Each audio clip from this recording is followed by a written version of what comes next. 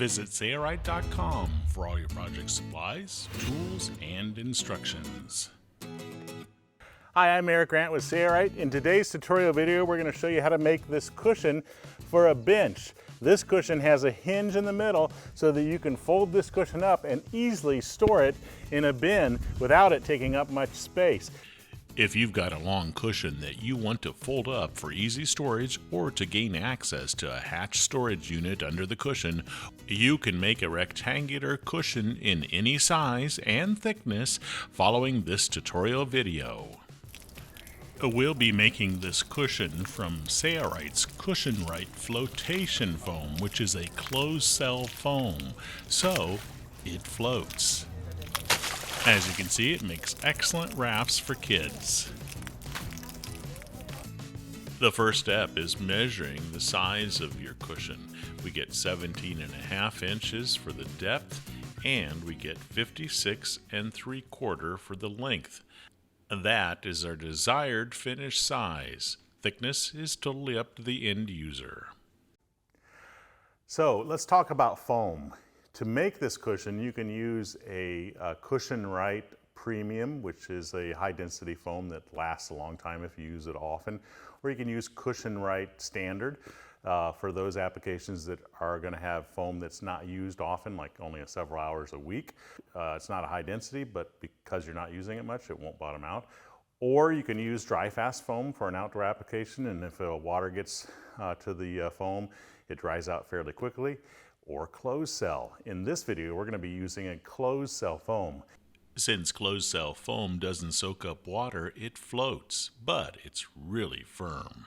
Now, what's important about cutting the foam is it needs to be 1/4 inch bigger on all sides, which is 1/2 inch larger in the length and 1/2 inch larger in the depth and or width, if you want to call it that. So your finished size, you need to add 1/2 inch to both dimensions, and you can cut your foam to size. Now for our foam, we're going to have a hinge in the middle. So we're going to cut our foam in half once we've cut it to the size that we want it, which is 1/2 inch larger in both dimensions. So we'll show you doing that next. This is closed cell foam, and we did cut this off already because we need a longer length. It is customary to have to glue foam together, and it's totally acceptable. So what I'm going to use are all kinds of adhesives that you can use. This is just 3M General Trim adhesive. On our website we have other brands you can use. So what I'm going to do is I'm going to stack it up like that, and that way I can glue both surfaces basically at the same time. And I might get some on the top, but I'm going to try to avoid that. Yeah, I'm wasting the foam over here, but it's slightly curled because it needs to rest more. But I don't need this foam or this foam. So I'm gonna let this tack up. Now you know that it's ready when it doesn't transfer to your fingers, and you can see it's still transferred to my fingers. I need to let it tack up even more. Perfect, no transfer. So we're just gonna lift this up, and I'm gonna just flip this around, bond it together, like that. And you won't be able to tell there's a seam there at all. We're going to let that cure a little bit, and then we're going to cut it to the overall size that we need. Now you can cut foam with this Sailrite blade foam saw, and it has a base that makes the cut almost perfectly vertical. Or you can just use an electric kitchen knife that you use for Thanksgiving. We'll show you using both. This one actually works really well.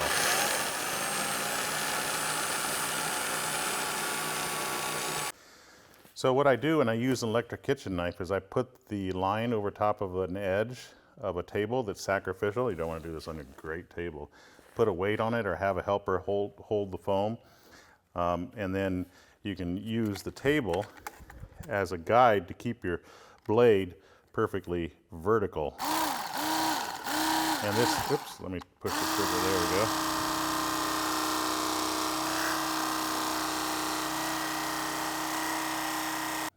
So our foam is 57.25. That's after the 1/2 inch has been added to the length and the depth. And we're going to divide that by 2 and cut it in the middle. What I'm doing here is I'm taking my foam that's already cut larger, 1/4 inch on all around the perimeter, and I'm just taking the length and splitting it right down the middle. Now you can put this split anywhere you want in your cushion, and don't worry about adding a 1/4 inch to the cut for the hinge, okay? So whatever the length is, divide it by 2 or put the cut where you desire it. So if you have a hatch that opens up, you want to put that cut right at the hatch opening so that you can fold your foam back and open up the hatch. Cutting the top plate is next. It will be made from one piece of fabric. Okay, so let's talk about the top plate. The top plate is a single piece of fabric of the full length and the depth, plus an inch on the length and a 1/2 inch on the depth. Now, that top plate doesn't have a separation at the middle or where it's going to hinge. It's actually one whole piece with just a seam joining it down the middle, so the hinge is basically incorporated in the cushion. So we need a piece, a finished size, let me look at my notes, of 56 3/4. That's our finished size for our length, and we need to add 1 inch to that, so that makes it 57 3/4. So if you look at our fabric here, I'm putting the ruler where I don't have this selvage edge. It is too short. It's 55, well, it's actually 54.5 inches of usable fabric, and I need it to be longer. So I need to seam it together, and we need to account for that. So what I'm going to do is I'm going to cut it to my width oversize. I need the top plate to be 18 inches, the cut size, because it's 17.5 inches. I need to add a 1/2 inch to that.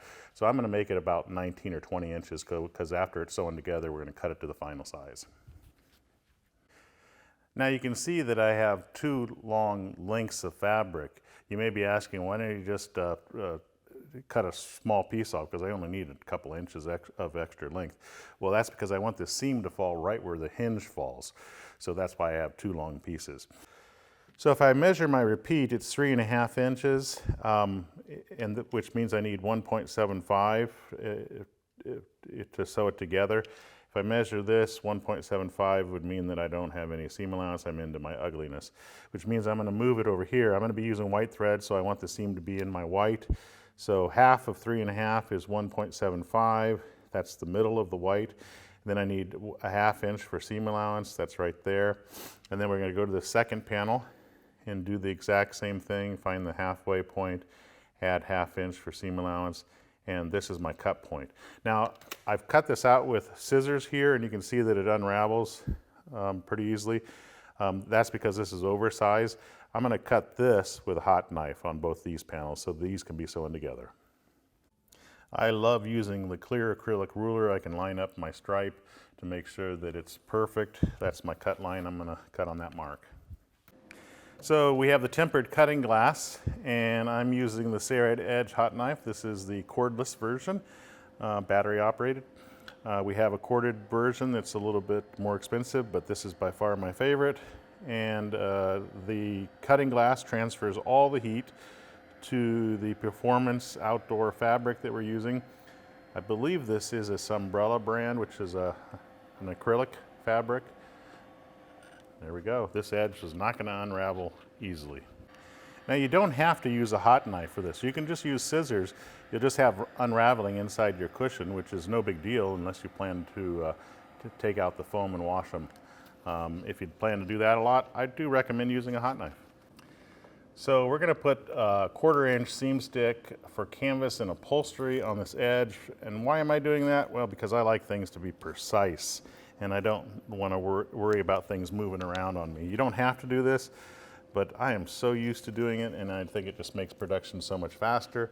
So we're going to baste this so that the edges are flush, and we're going to take it to the sewing machine.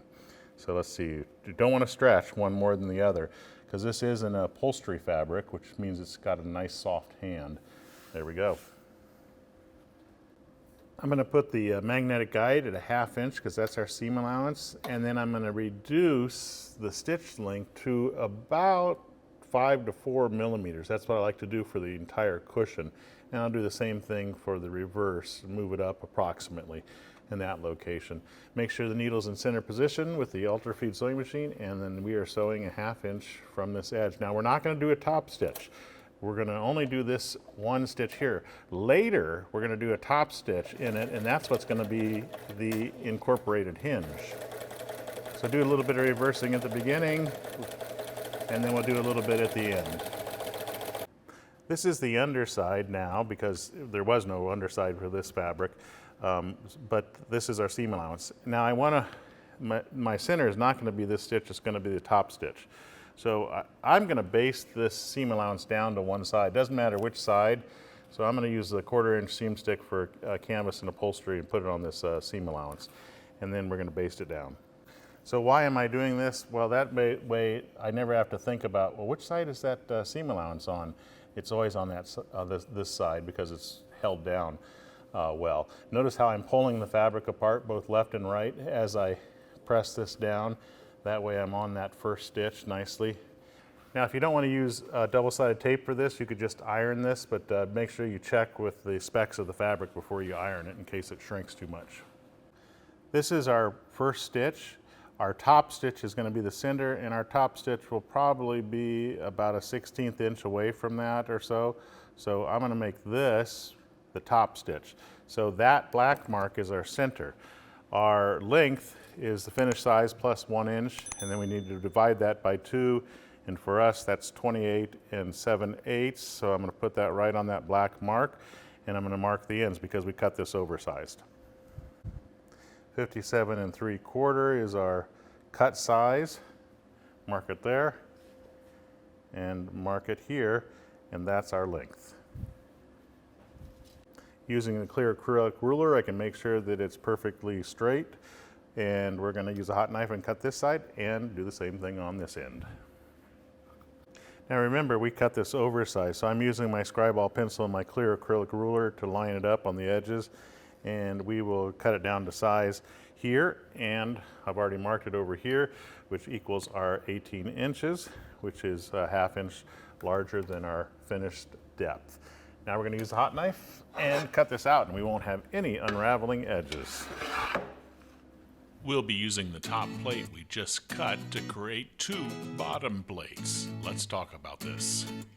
Now to cut the bottom plate, we're going to use the same decorative fabric that we're using for the top because it has stripes and it'll look good. But you could use a cushion underlining. So to cut the bottom plate, we're going to use our top plate as a template for that. And we're going to make it the exact same size, except for at the middle, we're going to add a 1/2 inch to the left side and the right side. Now the bottom plate will consist of not just one piece of fabric like the top plate, but 2, because that's where it's going to hinge basically. This is the top and this is the bottom. This is our fabric that has not been cut to size yet. You can see that by the selvage edge. And this is the top plate. Now, unfortunately, since we're matching stripes, if you line the top plate up with this stripe right here, we don't have enough fabric. So as is customary with any pattern matching, sometimes you have to add 10, 15, 20% more fabric to do the pattern matching. So I've moved it over to this next stripe here, and now we have plenty of fabric. And line up the stripe, line up this edge. This edge has already been hot knifed. And what we'll do is we'll mark it here, because it's going to be the same size as the top plate except for at the seam for the hinge. And we're going to mark it here, and we're going to put a little mark here because it's the same depth as it is the length. Now here, we're going to spread out this top plate again, make sure that the the stripes are matched up. So here is our center stitch. And remember, we haven't put a top stitch in it, but we marked where the top stitch is going to go. So I'm going to put a mark there, and then I'm also going to put a T here. And then on this side, I'm going to put a mark here for where the top stitch is. So basically where the black line is, not where our preliminary stitch is, because the black line will be the center or the hinge for us. So now we can move this top plate aside, and since I have it marked here and here, the only addition that we have to do is add a 1/2 inch to it. So I'm going to use my clear acrylic ruler and place the black marks at the 1/2 inch location, and I'm going to strike a light line there. So as you can see, that's a 1/2 inch over from those 2 marks. And then all I need to do, oh, I should also, while I'm doing this, I should take this top plate, and I like to put a little X in the seam allowance to say that, hey, I've done that side. I'll put an X here. So I know that I have to still do this side. So now all I'll do is I'll just use my clear acrylic ruler here, and we'll make sure that it's perfectly straight with the stripes or the edge here. So it's perpendicular to that, and we'll mark across here. And then we're gonna cut this out with our hot knife from here and then down here as well. So this will be one side of our plate. So once this one's cut out, which we're not going to show, we're going to cut it out with a hot knife, we need to do the exact same thing with this side. Here's our X, so we've already done that side. Now, what I'm going to do is I'm going to cut my boxing out in the next chapter above this plate. So I'll actually position this up above here higher so I can get 2 strips of boxing out of this, and then we'll match up our stripes, and we'll cut this one out in the same way that we cut that one, so we have 2 bottom plates made from our top plate. Next up, we cut the boxing, or sometimes referred to as facing. Above where we cut the plate, we're going to cut the boxing. That way our stripes line up perfectly. Closed cell foam does not compress very much. If I measure my closed cell foam, it's 1.5 inches. Most boxing usually is a 1/2 inch thicker than the foam if you're using a regular foam, but we're using a closed cell foam and it doesn't compress much.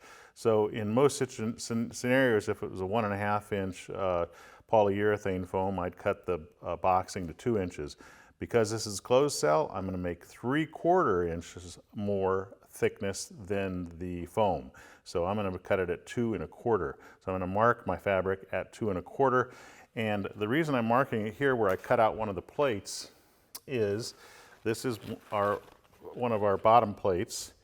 And if I line up the stripe to this, like that, I think I got to flip it over here like this.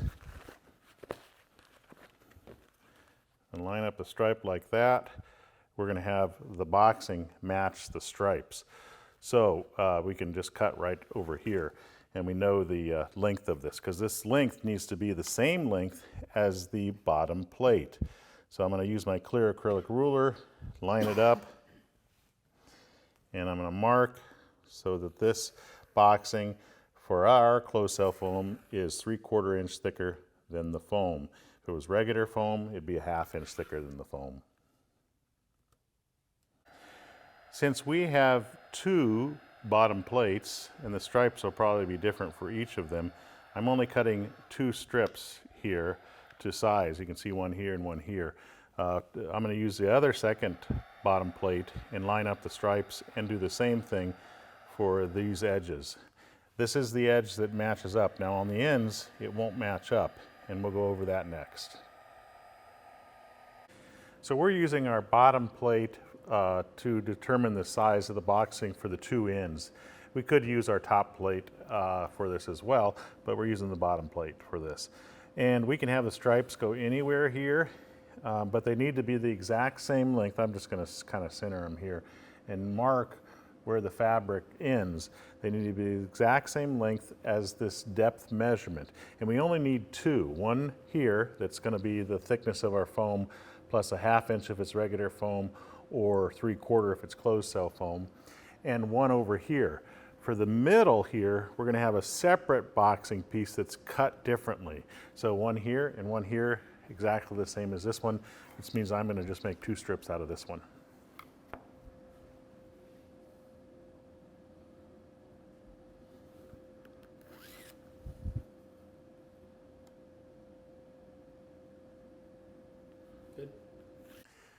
Our center boxing strip here that'll be sewn to the top plate, this is the back plates, will be basically like this, and it'll be sewn together at the top here. So for the center boxing, our regular boxing height is 2.25. So you take your boxing height minus 1 inch, and for us that equals 1.25. Then you take your 1.25 and you multiply it times 2, and then you add 1 inch. So it's 3.5 inches for the center boxing width, I'll call it.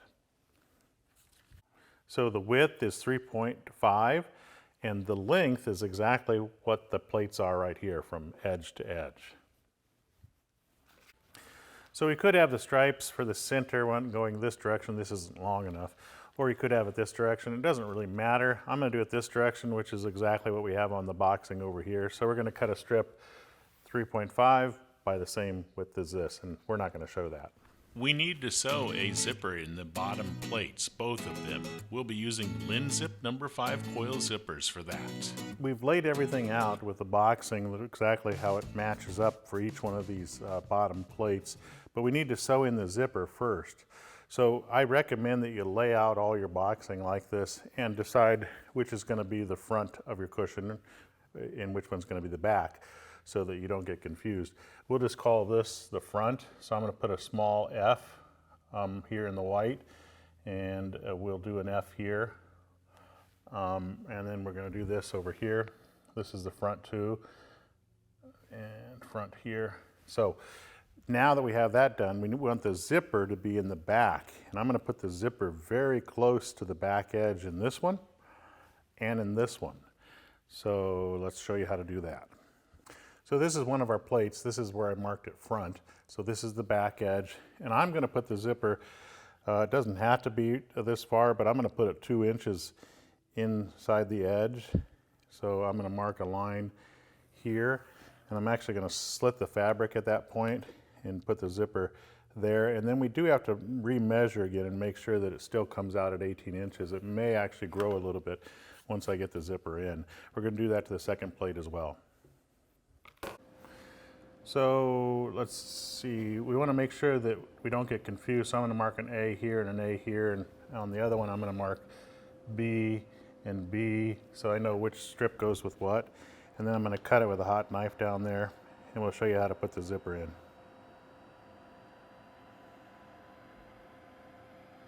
So this is our number 5 LinZip zipper. This is a coil zipper. And you notice I have about 1 inch sticking over the edge, and I'm going to do about 1 inch over here, just to have extra. Then I'm going to take the seam stick and put it on this side with the teeth up. If you look at the back side, there are no teeth here, so make sure you put the double-sided tape on the side with the teeth. You want to put this double-sided tape very close. In fact, if it's off the edge a little bit, that's okay, because we're going to do a top stitch with this, and this flange is not very large. So we're going to do this on this side, and we're also going to do it on that side, and we'll show you what's next. Peel off the transfer paper on one side only. We're going to do the small strip first because I find it just a little bit easier, and you want to do it so that the teeth are facing down. This is the outside surface of the fabric, and this is the outside surface. So we're going to put it over so that it's just about 1 inch over the edge, and we're going to match it up to the raw edge of the fabric going down this length. Here's the underside, and here's the outside surface. We're going to sew it with 2 stitches. The first stitch is going to secure it down, the next one's going to create a fold on the outside of the fabric. So I've got my standard foot in here, and I'm going to put the teeth up against the outside edge of this presser foot, and I'm going to move the needle all the way to the left. You want this stitch pretty close. So let's sew here, and I'm just going to keep my finger here so that it's riding up against those teeth, and just do this all the way down the length. No reason to do any reversing. So now I'm going to just take this and I'm going to splay it out like this, so my seam allowance is over here, and we're going to put it back in the machine, and this time I'm going to use this side of the presser foot, and I'm going to move my needle to the center position here, so we do a top stitch in this, and I want to pull a little bit to the left and the right. And this time I'm going to do a little bit of reversing here. There we go. So we're just pulling a little bit, keeping the teeth up against the outside of the right foot. And we'll do this all the way down this length. So this is the outside surface. This is what it looks like on the underside. We're going to take off this double-sided tape here on the opposite side, and we're going to do the same thing, trying to keep the stripes all lined up, and we'll baste it down to that edge. And if it's shrunk up a little bit, which it sometimes does, just pull a little bit as you baste to line up the stripes. Because usually when you sew fabric, it shrinks a little bit. So if this are really long, you should probably put the zipper in before you cut it to its final size. That way, if it shrinks, you can make modifications. So we're going to sew just like we did here, and then we're going to turn this right side out, and we'll sew here a top stitch. We're not going to show that because we already showed it on this side. Okay, we're going to repeat this process with the second plate. There's my A and A. This is the outside surfaces. Zipper goes down just like before, and we'll sew it up in the same exact manner. Okay, if you followed my procedure, what you should end up with is a width that's still the same, 18 inches. But if your zipper's slightly off and it's got too much fabric, you may need to cut some off again. But we're in great shape with both of our assemblies. They're both 18 inches, just like they were. Now before we go on, let's install the sliders for the zipper. We want to start it from the end going towards the center. So this is the outside surface facing up. So we're going to start it there and zip this direction, and we'll start the other one and zip this direction. So each cushion obviously takes 2 sliders. So we've separated the zipper by a few inches, and I'm going to take my slider, and this has a flange on one side. The flange has to go towards the teeth, obviously. Puller goes outside. This is a locking slider, so it doesn't move unless you pull the slider. And what I do is I start it so the sides are even, then I take this finger and I push until it basically goes onto the zipper. And then you want to leave your zipper someplace in the center here. We're going to do the same thing starting from this end over here. I've just cut some scrap out of the white because that's what our pocket's going to be, and I'm going to put double-sided tape on this. I'm just going to make a little pocket for the zipper or slider to slide into, which kind of just protects the surface of the cushion and hides that little slider. So I'm putting double-sided tape on the 2 ends, and then I'll just peel off the transfer paper, and I'm going to just fold this over approximately a 1/2 inch. Doesn't have to be terribly accurate. And then fold this side over approximately a 1/2 inch. And we'll do the same thing with the second one, but might as well put double-sided tape on this to keep it folded nicely. So on this end, I'll put 1 strip, and then we'll fold this over as such. I put double-sided tape on this side too, and all I want to do is just basically put that right centered over the thing so the slider can zip into there. We're going to sew it here and here, and we're going to put this one over here so it's at the middle of the cushion. Or let's take it to the machine and we'll sew them up. I'm going to put my needle to the right, and I'm just going to start here at this corner. I don't want to sew across here because that would defeat the purpose of the pocket, but we definitely do want to do quite a bit of reversing here in case somebody sticks their fat fingers in there. I don't know who has fat fingers. Oh, maybe that'd be me. Pivot on the needle, lower your foot. No reason to do any reversing here. Get this very close to the edge because this stitch won't show up. And I want to bury my needle right there. Needle coming up slightly, lift the foot, pivot, and then sew down this side and do quite a bit of reversing there. And we'll do the same thing to the second one. And now you have a little pocket for your slider. Now we can cut the excess off of all the ends of the zipper so that they're flush. It's time to sew the ends of the boxing together. This is the outside surface because the slider is up. This is our boxing piece, so it's going to go on so that outside surfaces are facing each other, just like that. This will too, like that. And then this will, like this. So we're going to concentrate on these 3 pieces, not the center piece. So what we want to do is we want to turn this right side up here, and we're going to just sew the ends together. So I'm just going to use basting tape and put it close to the end here and break it off, peel off the transfer paper, and then outside surfaces would face each other. So basically it's like that. So I'm going to take this and baste it like that. Okay, so that it's nice and straight. Okay, there's one. And then we'll do the same thing with this one. Oops, put it on this side, which is the outside. and it gets basted to this one like this. That's why I like to lay it on the table like this. It just makes it so it's so easy to figure everything out. And those are the three pieces that we're going to sew it here, and we're going to sew it here. And then we're going to do the exact same thing. Oops, one of them fell on the floor. So we got to line it up to make sure the stripes are lined up. We're going to do the exact same thing with these three pieces. Now you've got to sew a 1/2 inch, and because of that we need to make sure the needle's in the center position. We're going to put this down on the 1/2 inch mark of the needle plate, and we're going to sew each one of these with a straight stitch, and we're going to do some reversing at the top, and then sew down to the bottom and do reversing.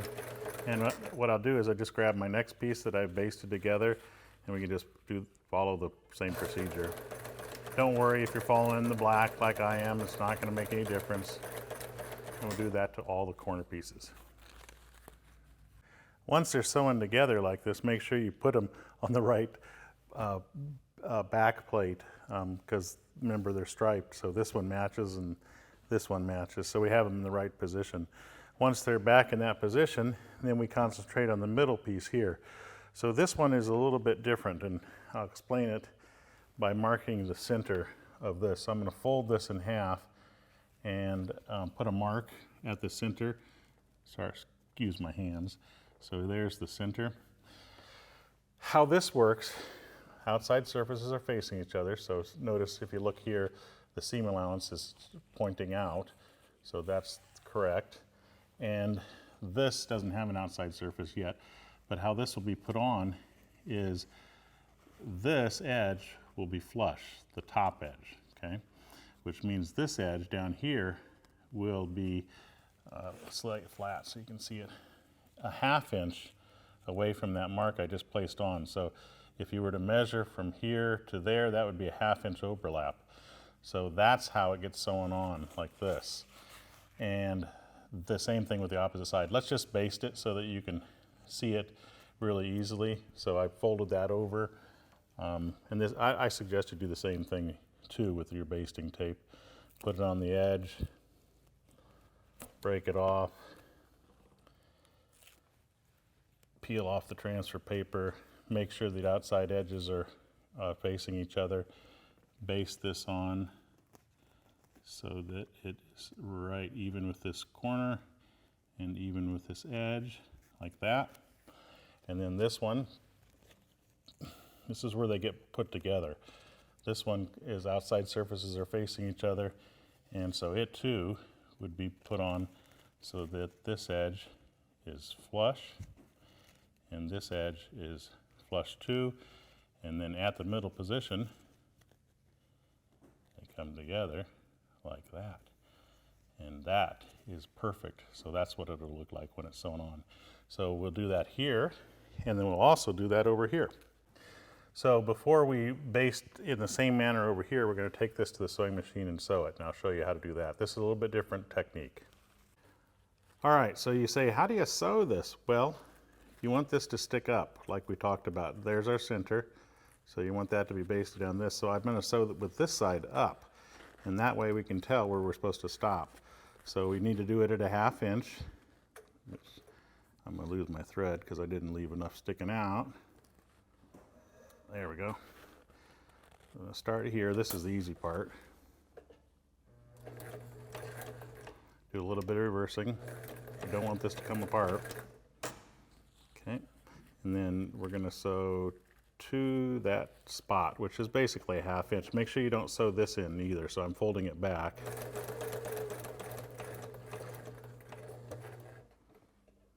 Right there. And then I'm going to go in reverse. And that one's sewn on.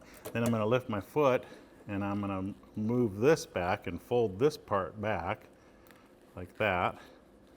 And we're going to take this one and we will start sewing on the opposite side like that.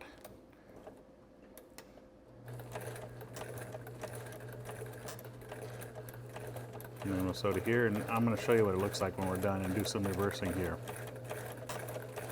Nice. Now watch this. So what we've got, oh yeah, I've got to break my thread because I didn't cut my thread here. So I should have did that. That way it can be released. What you've got is you've got this little tail here. And you've got that sewn down and you have this sewn down. So that is the appropriate way to do it, with a little opening like that. And we'll do the same thing to the other end. One of the things that would have possibly made this easier, instead of just marking here like we did, we could have marked right here at a 1/2 inch to know where to stop, and then on this side we could have marked at a 1/2 inch here, and that way we didn't have to necessarily know exactly where to stop by looking underneath here. So that's a little trick that may be helpful for you. Let's take a look at this, because you're probably going to say, oh, I did it wrong. Seam allowance is outside, outside. Outside surfaces face each other. The middle part, you'll probably be like, that's got to be wrong. But this is exactly what it should look like. You should have the junction here, and then this part gets sewn on to the 2 plates here. So this is correct. So that's what you should see, and you should see that over here. If this is flipped the other way, it's incorrect. So I know every time I see this, I always think, it's wrong, but it is right. We're going to use seam stick, basting tape, and baste the boxing to the bottom plates. I'm going to take this and I'm going to fold it back so that we reveal this bottom plate. And what I'm going to do is put double-sided tape around the entire perimeter. And I think this is really important, especially when you're trying to match up stripes. Even if it weren't a striped material, if it were a solid, I'd still be doing it for this type of cushion because it has to be pretty precise. So I'm just going to make that double-sided tape, turn a corner around here, and we're going to go all the way around. And we'll do the same thing to this plate over here on the outside surface. Okay, so position your boxing around the bottom plates and make sure that the stripes are still lined up appropriately, and they are. This should be right at the end and the stripes should be lined up. So what I'm going to do, since we have double-sided tape on here, is peel off the backing, and I'm going to need my scissors to right about here. Let's see, here they are. And we'll just start at one of these corners. So let's do this, make sure everything's orientated correctly like it is.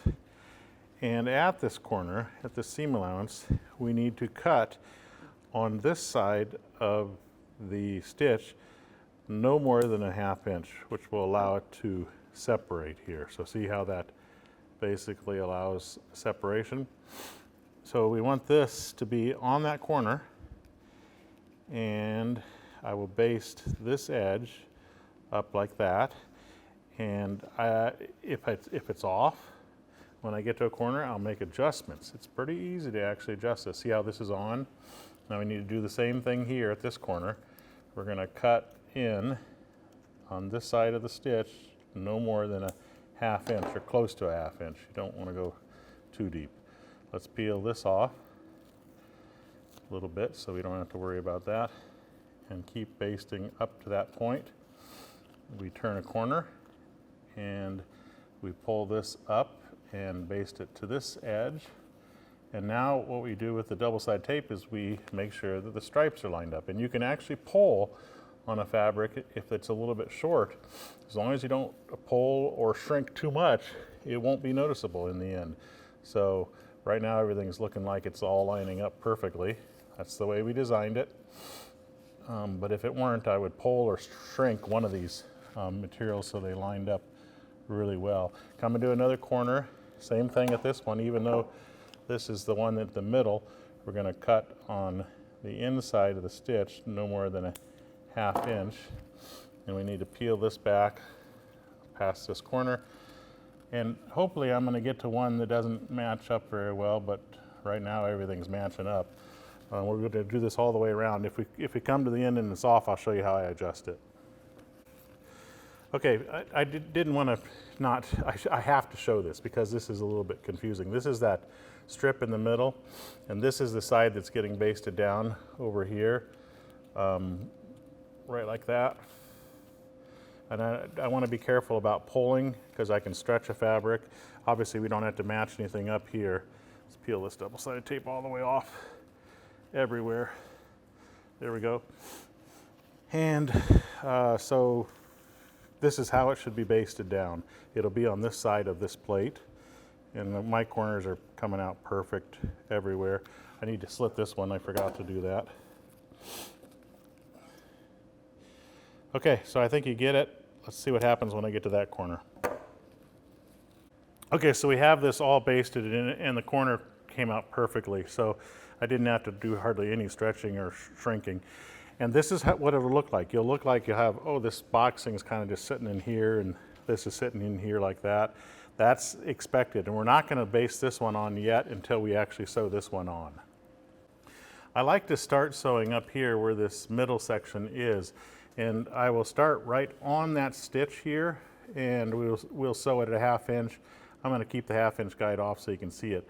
So I'm actually, the foot's up, and I'm going to roll the balance wheel around so that I can bury the needle right on that stitch. I hope you can kind of see that. And a 1/2 inch from that corner, I'm right there at a 1/2 inch. Now I'm going to lower the foot. The needle's in center position.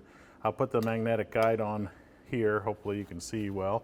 Since everything's basted and we're not sewing through this layer, I can feel that it's just the 2 layers.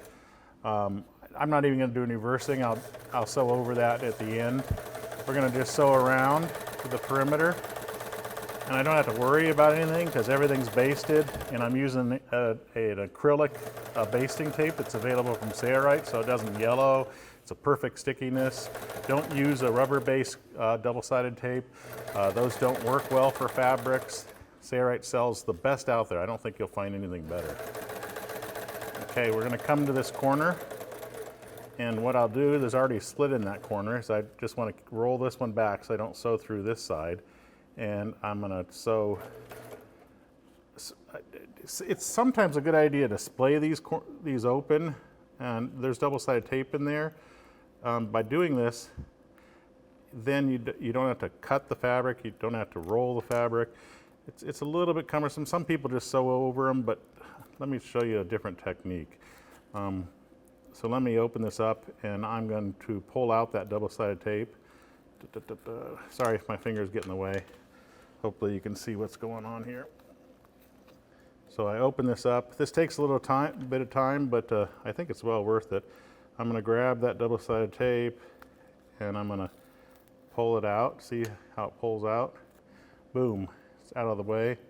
Now I've stopped short of that corner. I can't get it off my fingers. There it is. And I'm going to push this down. My needle is slightly buried. I rolled the balance wheel the wrong way, but that'll still work. So see how I push that down? And then I can sew by rolling the balance wheel by hand to have full control. And when that needle lands on that stitch, which it just did, I'm going to make sure the needle comes up a little bit so I can pivot on the needle. And then I'm going to turn this corner all the way around, and I'm going to push this fabric back. Sometimes I use a tool to tuck everything in place, and this, make sure that I'm not sewing through this side now. Lower my foot. I don't really care how that sits as long as it's splayed open like a butterfly, and just sew down the side. Now there's the zipper. I'm going to do some reversing here to make sure that it's secured well. There we go, it's not going to come loose. And we're going to sew around it in the same manner. Now see, there's my boxing for the other side. Make sure you don't sew through that. I can feel that there's not extra fabric around the perimeter. We're going to sew all the way to the beginning, and we'll do a little bit of reversing over top of the beginning stitches. Oh, I got to show you the middle section, so I'll show you the middle when we get there.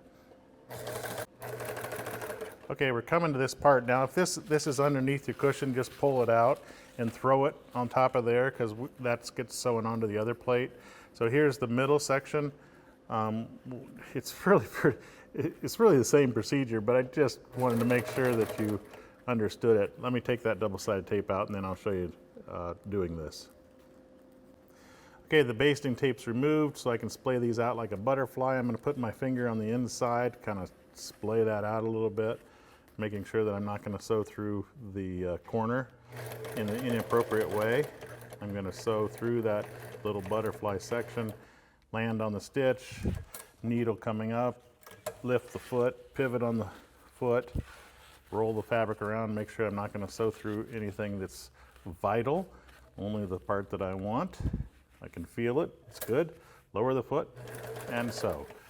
And that's all there is to this. This one's done, and we're gonna take this, we've already put double-sided tape on that, and we're gonna fold this over and make sure that it's sitting in the right direction. Should be like that. So we're gonna make sure there's no twists in this. There's a lot of twists, I gotta get them out. Get them out, get them out, there we go. Like that, like that, like that. And like that. So we're gonna baste this on just like we did the other one. This is actually gonna come down and be basted on like that. I'm gonna baste from here to here, and then I'm gonna flip this over. So I'll have this basted on and I'll show you what's next. So we're gonna start right here. It's basted from here all the way to here. We slit the corners just like we did on this one. So now I'm gonna take this and I'm gonna flip this over, and you can see that this is our middle boxing piece. So I'm gonna pull off the rest of the transfer paper, and all I need to do is turn the corner as though this were another plate. And it's obviously a lot easier when you flip the fabric out like this, because you can gain access to it. And then I'll flip it around and show you what it should look like. So look at that, another perfect corner.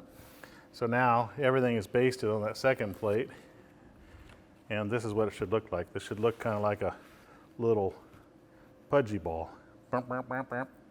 Okay, let's take it to the machine and we'll sew it. I'll just lay this plate on top and we'll start right here and sew around it in the same way all the way around this. And I don't think we need to show you that. Next up, we're going to sew the assembly to the top plate. It's all sewn on. This is what it looks like. This is the outside surface. Let's flip this over.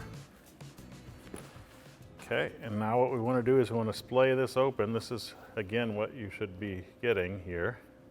And I need to put a line in the center on this back side. So this is the inside. Nobody's ever going to see this. So the width is, what was it, 3.5? Yeah, it's 3.5. Half of that is 1 3/4. I was thinking decimals. So splay it out, and 1 3/4 for us is the middle. And what I want to do is I want to strike a line down there. So I want to put a couple marks on there to make sure that I strike it down straight. You might want to get a second helper or splay it out. We probably should have done this in the beginning, but I forgot. We're going to set this aside and we're going to grab the top plate. The seam allowance is on the bottom. There's no top stitch yet. And we're going to put basting tape around the outer perimeter, basting tape 1/4 inch, seam stick for canvas and upholstery, all around the perimeter, and we'll show you what's next. This is a marking tool that supposedly you can erase with a wet rag, and you should always test it before you use it. We don't have to do that because we have a seam here, and we're going to put a top stitch right beside this seam, so I know where the stitch is going to go. But if you didn't have this seam, you would want to mark it with something really lightly, or use something that you're assured is going to come off of the fabric after you've done sewing, because this is going to be the top side of the fabric, and you need a reference line of some sort if you don't have a stitch. Okay, so now we take our bottom plate and lay it down, but you need to make sure that the stripes are orientated correctly, and here you can see they're not. So I need to flip this around like that, and hopefully this is right. Let's see if it is. Oh yeah, look at that, it's going to line up beautifully. So we're going to peel off the transfer paper and we're going to baste this down, and we're not going to do anything with the center. The center cannot be basted and it cannot be sewn. So here again, it's exactly like before. Let me get my scissors. We're going to take this and we're going to cut it behind the stitches, going no deeper than 1/2 inch on all the corners. And I think you get the idea. We're going to work it around, baste it in place, and then make sure all the corners match up and the stripes match up, and we'll show you what to do next. Okay, we're basting, and I'm coming to the center, and I have to show this because it's a little bit different than normal here. So everything is lining up perfectly. Here's the center. And I'm gonna actually just take an awl and go in my seam allowance. You don't have to do this. I'm just doing it to show you how this works so I can pull it taut. So what I want to do is I want to just base this down, and you won't have much excess fabric here. It'll almost run into that seam, and then take this one and pull on it until the your pattern matches up like that, and that will basically cover it like this, and we'll be sewing right through this assembly. So that's how you do the center. You can use an awl if you want, but don't do it on your favorite table. Okay, so we have this all basted together. Now we don't want to sew in the middle here. We have to turn it right side out, because if you sew this down, you aren't going to be able to do that. We're only going to sew around the outside parameter. And the part where we have this junction in the middle will be the only thing that's different. Everything else will be pretty much the same. So we're probably going to just show a little bit of sewing it down, and we'll show what we do at the middle. We're going to start at this corner here, put this under the foot. We're going to lower a needle by hand so that it goes in that stitch, a ½ inch from the edge, lower the foot. No reversing, because we're going to sew over this and do reversing.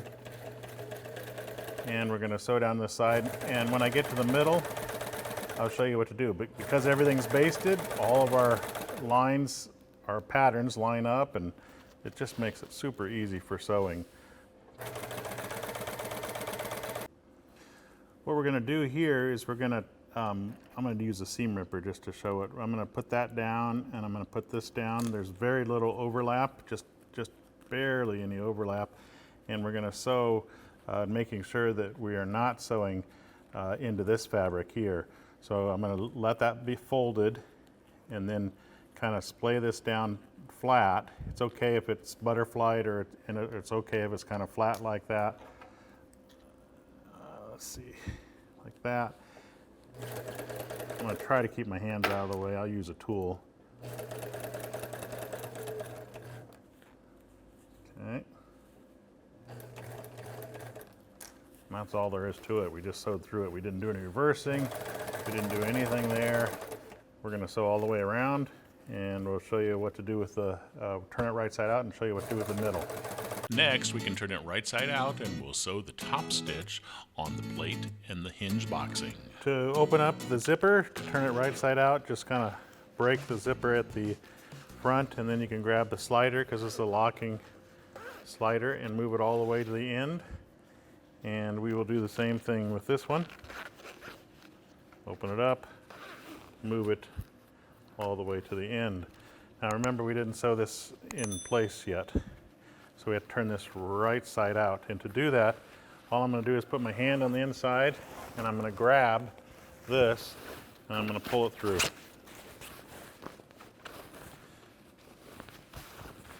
And then I'm going to take my fingers, and I'm going to push all of the corners out.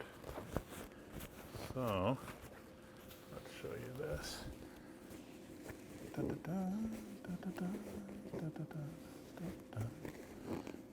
This is not a very thick cushion, but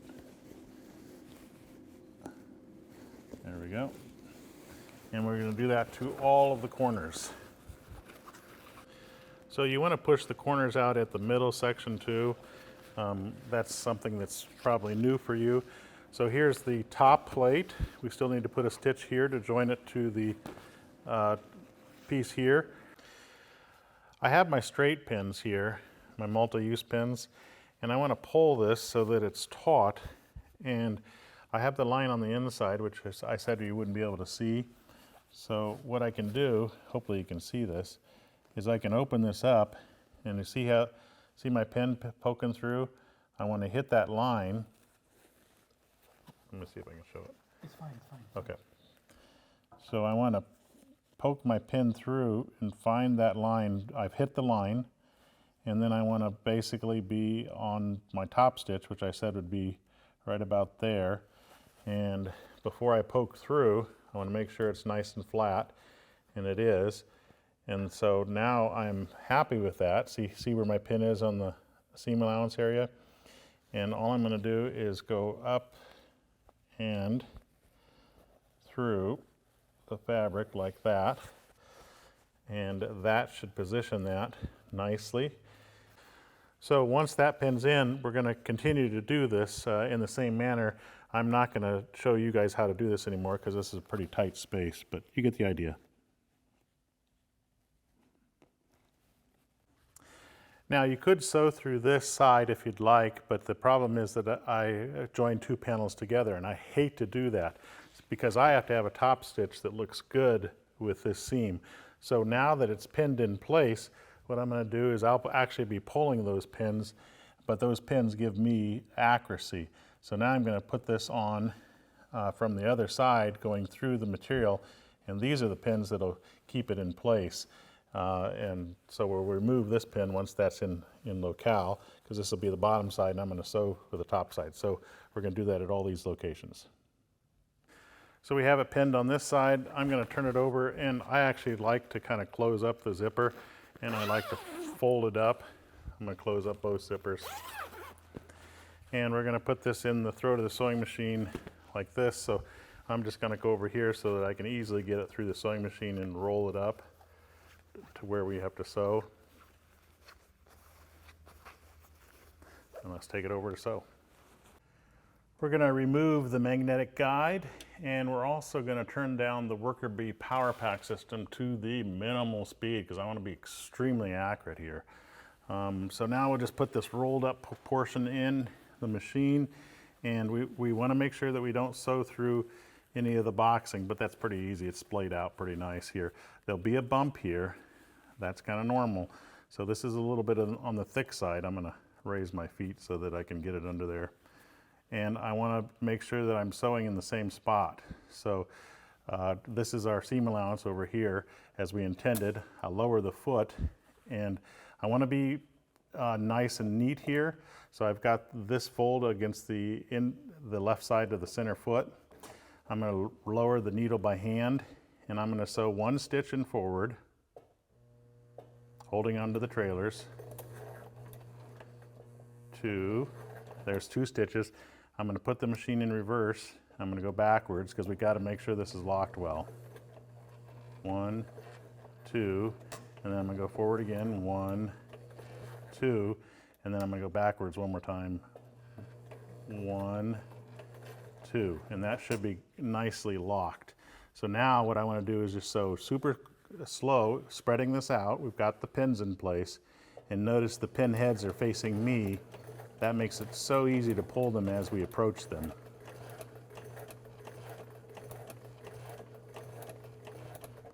Okay, so I can pull this pin and just make sure it's nice and flat and straight. I can feel to make sure that I'm not sewing through any boxing on the underside. It's spread to the left and the right. When we get to the next pin, we'll pull it and continue down until we reach this side, and we're going to do the same reversing over here. Hopefully that explains it enough for you guys.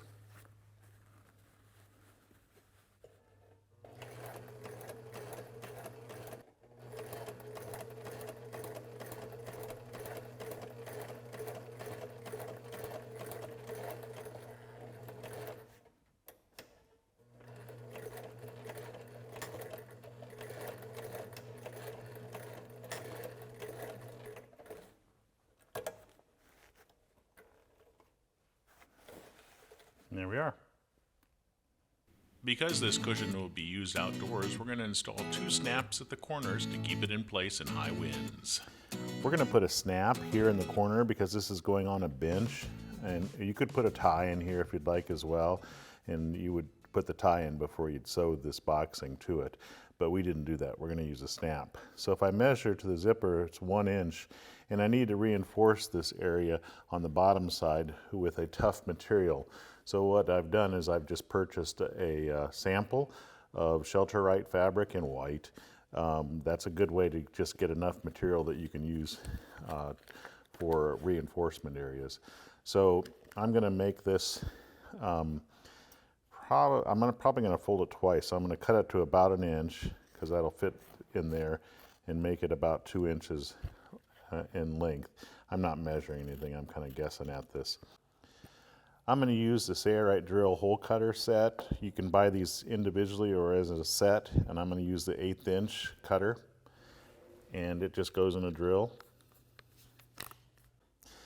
So I've taken my Sailrite and I've folded up, and I'm going to put it in this corner over that spot that we have. I need to cut it down a little bit because it's getting close to the zipper. And put it there. Then I'm going to take my cutting pad, because you don't want to go through the other side, and lay it in here. Now we do have other snap tools that you could use too, like the press and snap tool. Now we can take out our cutting pad. I'll actually pull this out and feed it through this first.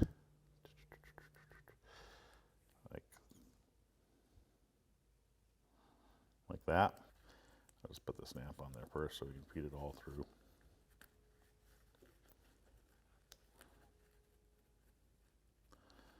There we go. Put the socket on top.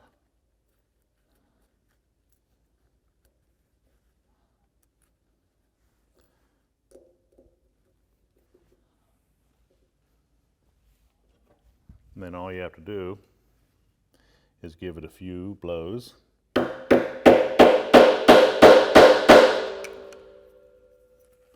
And then just make sure it doesn't rotate and your snap is installed. And we can pull the anvil out and we'll do the same thing to the other corner. So there's the Sailrite that's on the inside, and we can trim away some of this excess. We don't want to get too close to that snap. It should be fairly reinforced. It's not going to have a ton of pressure. If it were, I would sew the reinforcement in. Inserting our foam in the cushion cover is next. Now it's time to insert the foam, and we just have to wrestle alligators. It's kind of the way I think about putting foam into cushion covers. Okay, once it's inside here, then you do need to massage it, and you need the corners and the edges to fall on the seams. So you have to stick your hands in here and you have to pull the foam and kind of shove it into each one of the its home positions. And this can take anywhere from 5 to 10 minutes, depending on how picky you are. And you can also fold the seam allowance either to the front side or to the top side. If it goes back and forth between the front and back, sometimes it doesn't give as crisp of an edge. So I usually roll the seam allowance to one side or the other. But that's a preference, not a rule. Okay. So I've still got to massage it in place, but I often zip it up and then I just start moving it around. And we'll start doing this a little bit and then I'll show you what it looks like. We're going to reinsert the other foam piece that's glued into this side in the same manner. We'll massage it for a while and come back and show you what it looks like. Here's what it looks like when we're done. And you can see that it hinges beautifully. That's what it looks like from the hinge on when it's folded. If you opted to use snaps to secure the cushion to the bench, this next chapter will go over using YKK SNADs. Here's our hinged cushion, easy for storage because you can just fold it in half, but if it were not foldable, you'd have to store something like this. And look at this, it fits beautifully. These are YKK SNADs. You don't have to drill a hole because they have a 3M VHB adhesive backing. And this is primer 94 and an alcohol prep pad. What I'm going to do is I'm going to take the SNAD and I'm going to secure it to the snap that we put in here. So I have it on the cushion, and that means it's going to go right here. That's the spot, so I'm going to use an alcohol prep pad and make sure that I clean it well, let that dry. Same thing over here. Primer 94 helps it to adhere well, so I'm just going to put some in that location on this side and also the other corner on the solid surface. We're going to take off the backing to the SNAD, and then we're going to secure it down and press down for about a minute. It really shouldn't be used heavily for 2 days because the bond will become stronger with every hour that passes. And that's all there is to it. Coming up next is the materials and tools list that we use to make this folding hinged cushion. You'll find thousands of outdoor premium fabrics at the Sailrite website. We're using an outdoor furniture fabric or upholstery fabric called Sunbrella, but Sailrite also carries other brands as well. If you have any questions about the materials or the tools that we used, be sure to give us a call or email us. We're glad to help. If you liked this video, be sure to give it a thumbs up and also subscribe and click the bell to be notified of new tutorial videos when they become available. I'm Eric Grant, and from all of us here at Sailrite, thanks for watching.